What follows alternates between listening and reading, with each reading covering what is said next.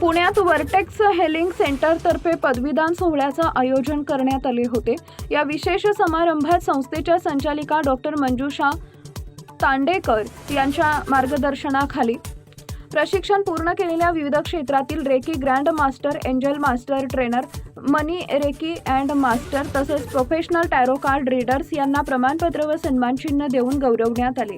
या कार्यक्रमाचं आणखी एक प्रमुख आकर्षण म्हणजे अवघ्या 17 वर्षीय शिवांश तांडेकर लिखित the things angels don't say या पुस्तकाचे प्रकाशन झाले।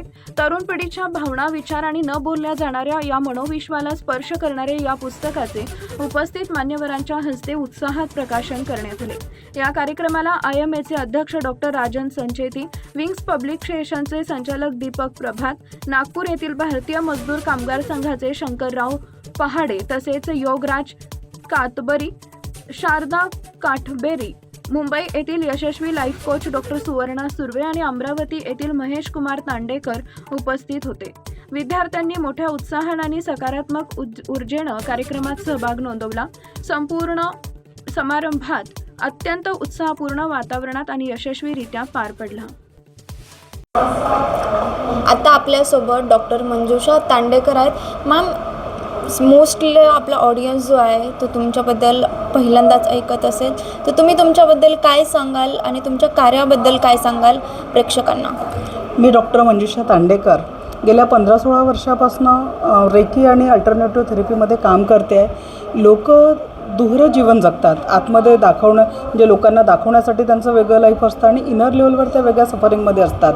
तर माझं कार्य एकच आहे की प्रत्येकाच्या चेहऱ्यावर स्माईल असावं, पण ते कुणाला दाखवण्यासाठी नसावं, ते इनर लेवलपासून खरोखर स्माइली असावे, जीवनाचा आनंद घ्यावा, यासाठीच मी लोकांना प्रशिक्षित करते।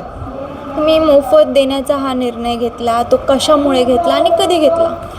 कारण मी जेव्हा या क्षेत्रात शिकायला प्रयत्न केला तर खूप जास्त फी होती जी मला अफोर्ड होणारी नव्हती। तर तेव्हा मला असं वाटलं की आपण जर ॲटलिस्ट याची पहिली पायरी लोकांच्या जीवनामध्ये फ्रीमध्ये दिली आणि गेल्या 4 वर्षापासून मी हे फ्री एज्युकेशन देते आहे आणि 1,00,000+ लोक आत्तापर्यंत या फ्री सेशनचा 10 दिवसांचं फ्री सेशन असतं ऑनलाईन, ज्यात संपूर्ण भारतातनं लोक जॉईन झालेले असतात आणि लोक याचा फायदा घेतात आणि आनंदी जगायला शिकतात।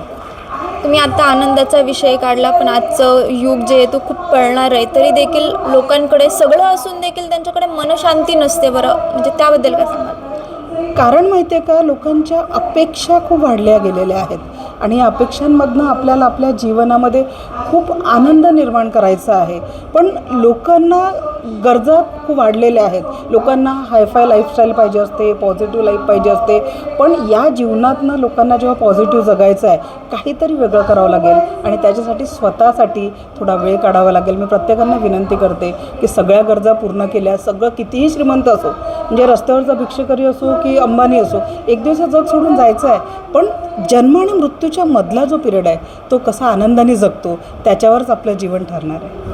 तुम्ही आता म्हटले की 4 वर्षापूर्वी तुम्ही याला सुरुवात केली, मात्र 4 वर्षापूर्वी कोरोना देखील होता, त्यावेळेस तुम्ही कसं कार्य केलं? कोरोनामध्ये आम्ही निःशुल्क वर्कशॉप घेतले बऱ्याच लोकांना आणि आमच्या हिलरच्या टीमनी जे लोक कोविडमध्ये व्हेंटिलेटर होते, अशा आमचा जो वर्टेक्स हिलिंग सेंटरचा जो ग्रुप आहे, तर तेव्हा मी निःशुल्क हिलिंग दिलं, डिस्टन्स हिलिंग रेकीमध्ये देता येतं, पेशंटला स्पर्श न करता, तर आमच्या पूर्ण टीमनी दिलं। त्यासाठी आम्हाला वर्टेक्सला लाईफटाईम अचिव्हमेंट अवॉर्डसुद्धा मिळालेला आहे की ज्याच्या माध्यमातून आमच्या टीमला, म्हणजे हा सन्मान माझा नाही, माझ्या टीमनी दिलेला सपोर्टचा सन्मान आहे। त्यावेळेस तुम्हाला कसं वाटलं होतं जेव्हा हेल्थ कोचचा सन्मान तुम्हाला मिळालेला होता? हेल्थ कोचचा सन्मान मिळाला तेव्हा खूप, कारण आयुष्य एकच आहे, एक श्वास घेतला, एक श्वास सोडला की एका श्वासाचं आपलं आयुष्य मागे पडतं आणि त्या श्वासातला खरा न्याय देणं म्हणजे जीवनाला आनंदी ठेवणं, यासाठीच माझी टीम काम करते। तर त्या सन्मानाचा मला खूप आनंद वाटला आणि हाच आनंद आयुष्याच्या शेवटच्या श्वासांपर्यंत द्यावा अशी माझी इच्छा आहे। आज प्रेक्षक आलेले आहेत, त्यांना तुम्ही काय संदेश द्याल? पालक असतील, विद्यार्थी असतील, त्यांना तुम्ही काय सांगाल? जीवन म्हणजे वर्तमानाचा क्षण आहे।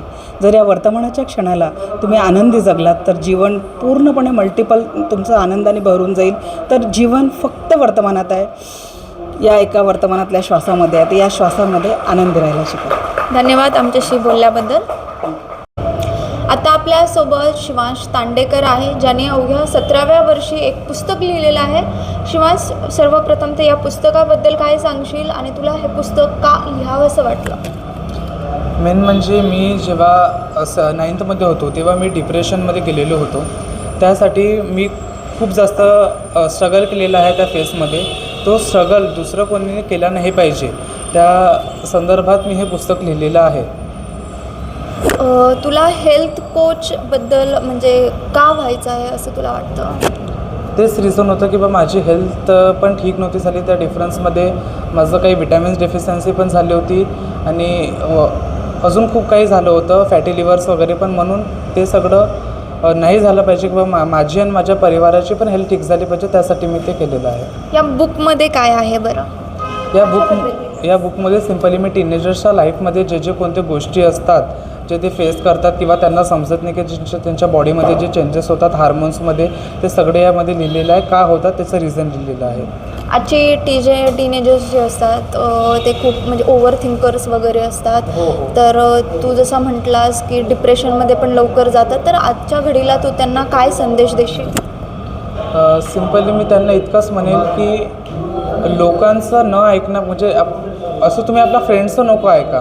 ते सर्वात जास्त आपल्या फ्रेंड्सवर डिपेंड असतात, पण त्या फ्रेंड्सला पण जास्त सोल्युशन नसते आणि ते खूप जास्त चुकीचे स्टेप्स घेतात, जे की चुकीचं आहे. त्याच्यासाठी सर्वात मेन रिझन आहे की त्यांनी पॅरेंट्सचा त्यांच्यावर कंट्रोल असणं गरजेचं आहे. आमच्याशी बोलल्याबद्दल खूप खूप धन्यवाद तुझा.